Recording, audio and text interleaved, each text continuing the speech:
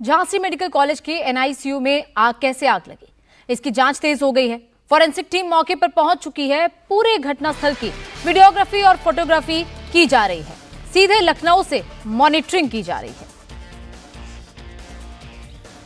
झांसी की विधि विज्ञान प्रयोगशाला की जो टीम है वो इस समय झांसी में स्पॉट पर पहुंच चुकी है, मौका वारदात पर पहुंच चुकी है। और आप देखिए कि इस समय जो अंदर के दरवाजे हैं उनको फिलहाल खोला गया है, क्राइम सीन को फिलहाल थोड़ा सा यहाँ से हटाया गया। और जो एक्सपर्ट्स हैं, जो दरअसल टेक्निकल नॉलेज रखते हैं, जो इस पूरे मामले में दक्ष होते हैं, जो इस बात को असरटेन कर सकते हैं अपनी इन्वेस्टिगेशन से कि हादसा हुआ तो कैसे हुआ, लापरवाही से हुआ तो उसके पीछे वजह क्या थी, शॉर्ट सर्किट से आग लगती है तो उसके पीछे प्रारंभिक वजह क्या होती है, इन तमाम चीज़ों को यहाँ पर देखने के लिए, उसको अपने रिकॉर्ड्स में लेने के लिए और शासन को जांच प्रेषित करने के लिए बाकायदा विधि विज्ञान प्रयोगशाला का जो वाहन है उत्तर प्रदेश पुलिस का झांसी का वो आ चुका है। टेक्निकल एक्सपर्ट्स आ चुके हैं। अंदर जो इनके पास बेहतरीन इक्विपमेंट्स होते हैं जिससे किसी भी जांच को, किसी भी इन्वेस्टिगेशन को किया जाता है, एक स्पेशल तरीके से किया जाता है, प्रोफेशनल तरीके से किया जाता है। इसको लेकर के विधि विज्ञान प्रयोगशाला का वाहन पहुंच चुका है और ये माना जा रहा है कि जैसे ही ये इन्वेस्टिगेशन कंप्लीट होगा, शासन को रिपोर्ट प्रेषित की जाएगी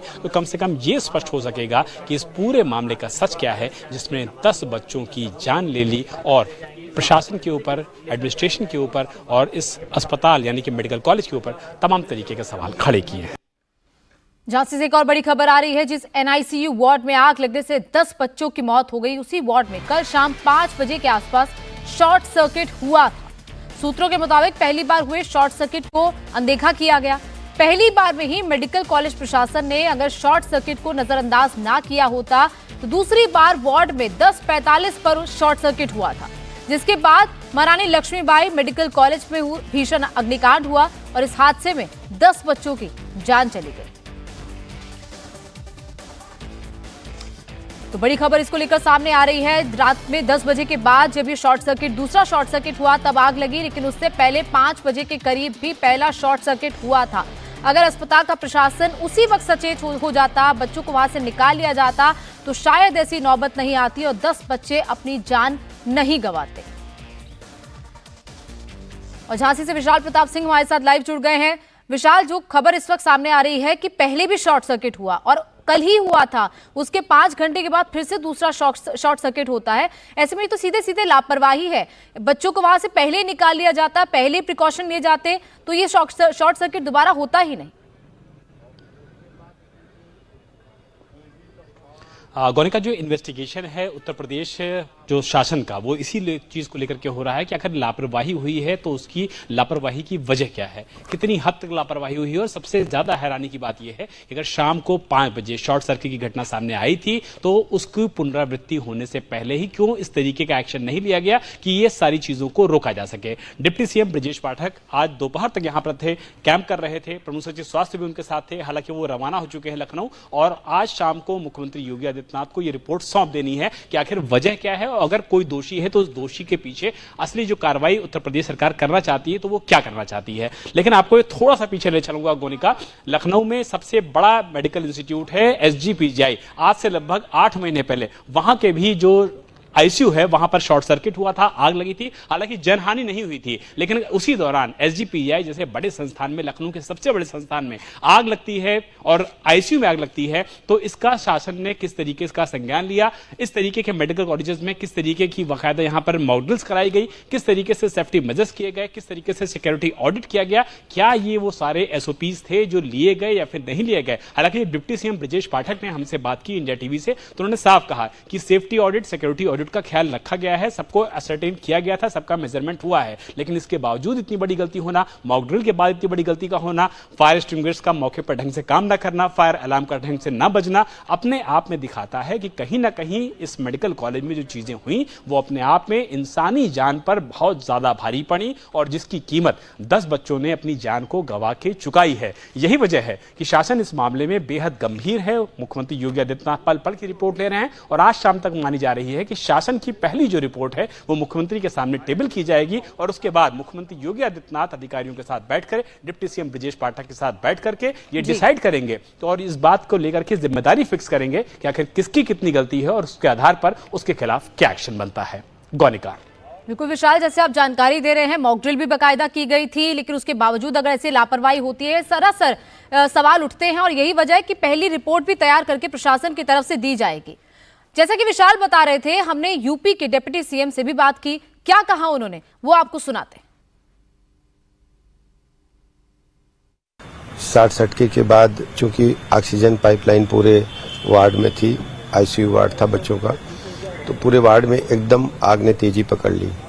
फायर के इक्विपमेंट्स थे वहां पर, तो हमारे जो प्रशिक्षित वार्ड बॉय और पैरामेडिकल स्टाफ था उन्होंने उपयोग में किया। 4 सिलेंडर उन लोगों ने उपयोग में लिए, लेकिन उससे काबू नहीं पाया जा सका।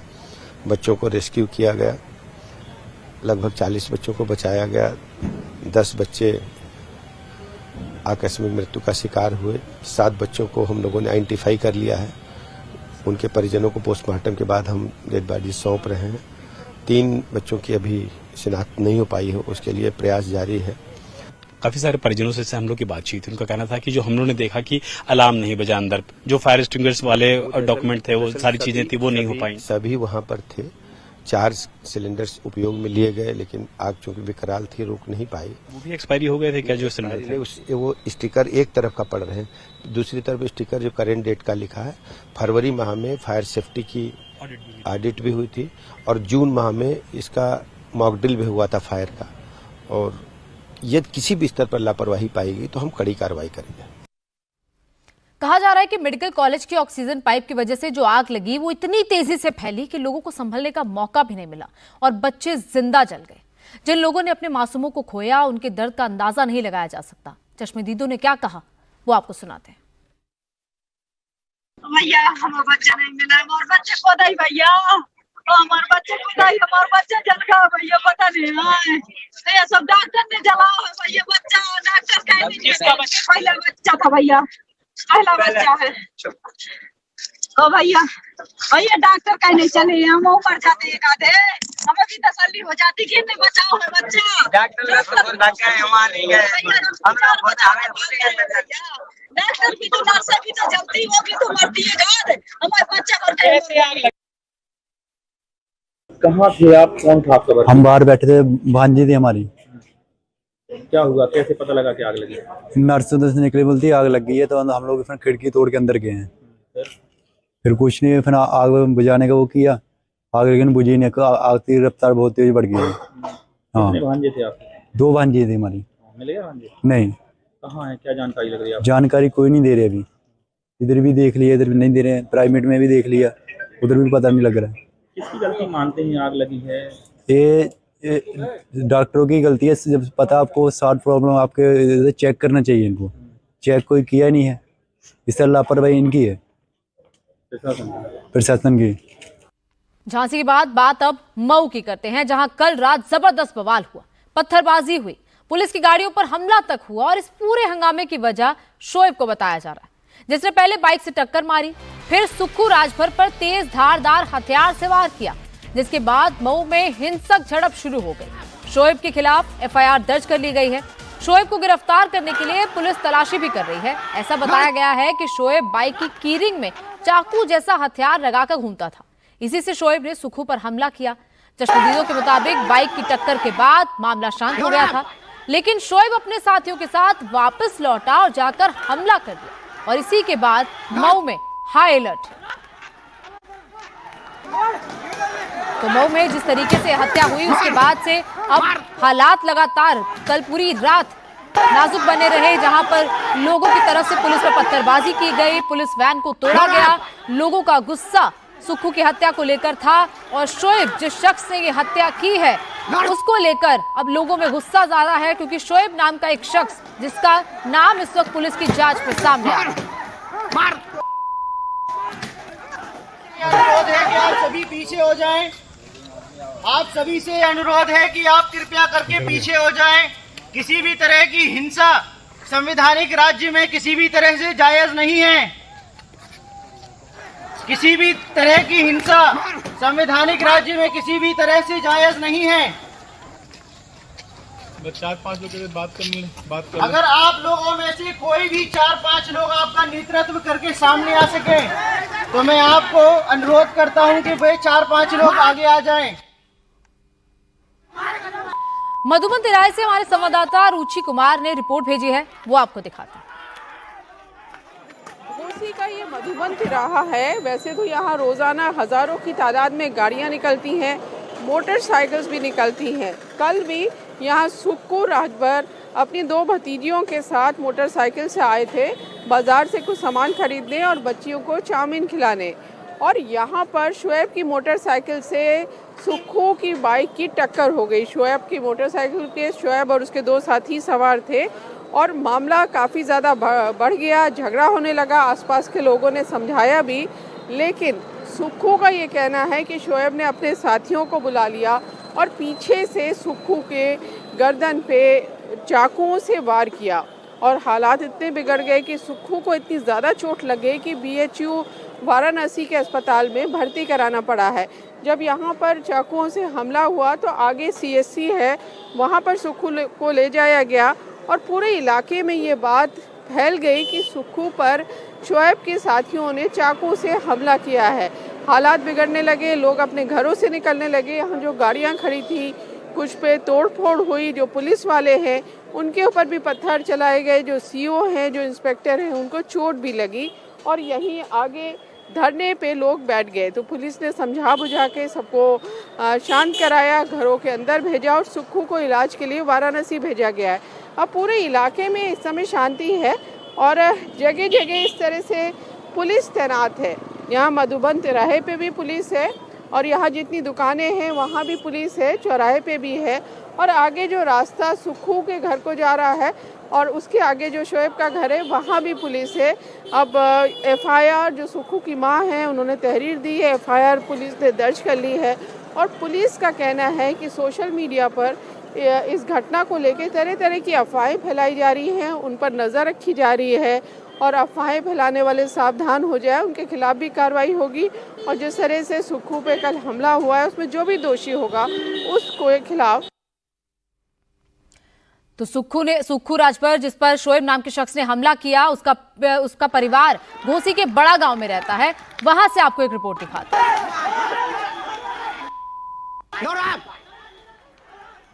गांव है और ये सुक्खू राजभर का घर है।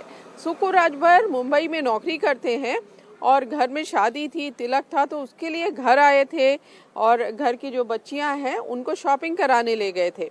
यहाँ जो आगे चौराहा है वहाँ गए थे और वहीं पर बाइक से टक्कर हुई शोएब के साथ और उसके बाद अब वो अस्पताल पहुँच गए हैं, BHU में भर्ती हैं। यहाँ पे उनकी माँ है और वो बच्चियाँ हैं जो बाजार गई थी। क्या हुआ था, आपको क्या बताया गया?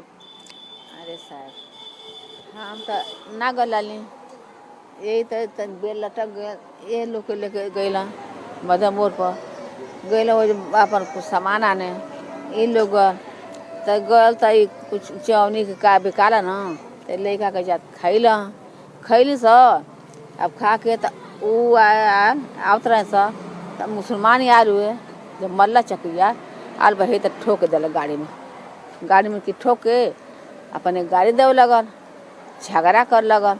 जब झगड़ा गाड़ी कैल तो आदमी बिटो के छोड़ा देना। जब छोड़ा देना तो ओकरी बाद फिर ये लोग लैकन के लेके आव लगला। पछौड़े से जाके 4 चाकू पर चाकू 4 चाकू मारे मौका पर मार दिला। अब गिर गए ना, लड़का गिर गए गाड़ी लेके। आई नतनी हमारा सर मोबाइल खींच के घर फोन लगौला, ए दादी ए दीदिया चाचा के चाकू मार दे, चाचा बेहोश गिर गया तो यहाँ तक में गए अस्पताल में लेके गए। तो मियाँ जब मरले वो अपने हाथ काट के अपने के गल, तो लड़का चाकू मारल हमारा लड़का के ना डॉक्टर दवाई करता ना इलाज करता, वो करे करत है बंद कर दे लड़का के। जब बाद में खोल देखो ना हम सब वही पर ढेला पत्थर मुसलमान चला गला, ऊपर से थाना वाला डंडा चार्ज कर देला। अब कैसी हालत है सुक्खू की? अब तब बनारस बनारस में भर्ती? हाँ बनारस, यहाँ से बनारस। कहाँ चोट लगी है? खाली है गर्दन में लगी? हाँ खाली गर्दन मरले चाकू, 4 चाकू ही यहाँ 4 चाकू मरले। हमले में घायल सुक्खू के परिवार की बात आपने सुनी। वहीं चाकू से हमला करने वाला आरोपी शोएब अभी भी लापता है, लेकिन वारदात के बाद वो कैमरे के सामने आया था। उससे जब सवाल पूछे गए तो उसने क्या कहा, आपको सुनाते हैं। क्या नाम है आपका? मेरा सर शोएब। कैसे क्या हुआ घटना? सर वो इंडिकेटर नहीं जलाया था, वो तेजी में था, तेजी में टर्निंग में घुमाया और मैं तेज में आ रहा था। वो मुझसे बोला, मैं उससे बोला कि भाई इंडिकेटर चालू कर ले, इंडिकेटर काहे नहीं लगाया है, अब लेडीज बैठा है। तो फिर मैं बोला चल जा, तो बोल रहा है कि अरे मेरे बाप का रोड है, मैं कैसे भी चलाऊं। तो फिर क्या हुआ? हाँ, फिर कुछ नहीं हुआ, वही वैसे वो गाली दिया सर, मैं भी गाली दे दिया, वो गाली दिया तो मैं भी दे दिया। फिर कैसे चोट लगी? सर वही झगड़ा हो गई, मार दिया, पता नहीं चाकू से मारा या चाबी से मारा, मैं ध्यान ही नहीं दे पाया। तो वो कैसे घायल हुआ फिर? मैं छीना में ध्यान नहीं दिया, बस मैं भी मार दिया चाकू से। हाँ, अब पता नहीं क्या था सर, मैं हाथ में ध्यान नहीं दिया और इतने लोग मिल 20-25 लोग मिल गए थे सर, मैं अकेला था और 3 लोग थे, एक छोटा सा लड़का था और सब छोटा सा लड़का। यहाँ कौन कौन तोड़फोड़ कर रहा था आगे? नहीं लोग। कितने लोग थे? अरे 20-25-30 लोग थे। क्या किए यहाँ पे? आके पूरा शीशा वीशा सब तोड़ ताड़ दिए। ये कौन सी जगह है? हॉस्पिटल है? हॉस्पिटल है। आरोपी की बात आपने सुनी, अब हम आपको पीड़ित की बात भी सुनवा देते हैं। पीड़ित ने घटना के बारे में क्या कहा, आरोपी हमलावरों पर क्या आरोप लगाए, देखिए। क्या हुआ था कल हुआ था, हम उधर से आ रहे थे मलमल रोड से, एक द्वारी घाट से रोड से निकला, 4 लोग बाइक उधर से आ रहे थे, वो लोग रोक दिए मेरे सामने। हमने इसको देखा इतना तेज में आ रहा था, मैं रोका, आके सटा के मेरे साथ में मेरे को गाली देने लगा, माँ बहन सब। मैंने गया, उसके साथ में एक बंदा बैठा था, बोला था तो भाई हमारी गलती है, तो भाई नहीं हमारी गलती। तो बोला कि बताओ कि तुम्हारी गलती, हमको क्यों गाली दे रहे? तो लिया था चाबी स्कूटी रोने का, उसमें चाकू था, तो बोला तेरे को मारूंगा, अभी मारूंगा। तो सब सुनने करा और रखे चले गए वो लोग, मैं भी चला गया। फिर भतीजी लोग बैठाया था उन लोग खोजने के लिए, जब उधर गया बैठाने के लिए तो पीछे से आया मारने लगा। अच्छा, जो चाबी लिया था उसी में चाकू लगा था? उसी में चाकू था। अच्छा, चाहे चाकू था या तो चाबी से मारा वो। अच्छा, या तो चाबी से मारा या चाकू से, पता नहीं चला। हाँ, उसी में था, जैसे चाबी में कुछ चटा गुच्छे में था। शॉपिंग करा के जब लेके आए, जैसे ही मतलब एंट्री किए हैं, मतलब अपने घर के तरफ, मतलब दोनों तरफ जो है बाइक आई और बाइक के बीच में मतलब इनकी एंट्री हुई। ठीक, जब इनकी एंट्री हुई बीच में, फिर उसके बाद जो है ये दोनों लोग मतलब जब झटका मारे, मतलब रगड़ा उड़ा, तो ये बोला अरे भैया क्यों रगड़ा? हाँ, जब बोला तो तुरंत माँ बहन की गाली दी और मतलब उतर के जो है चाकू से मारने लगे, चाकू निकाल के मारने लगे। और एक नहीं 3-4 चाकुएं लगी हैं। पथराव क्यों हुआ है? पथराव सर अभी जैसे जो कंडीशन में, चाहे आपके परिवार का रहे चाहे मेरे परिवार का, जो कंडीशन है मतलब आदमी कुछ भी कर सकता है। कितने लोग घायल हुए हैं इसमें? घायल तो मुझे लग रहा है सर मतलब एक ही है।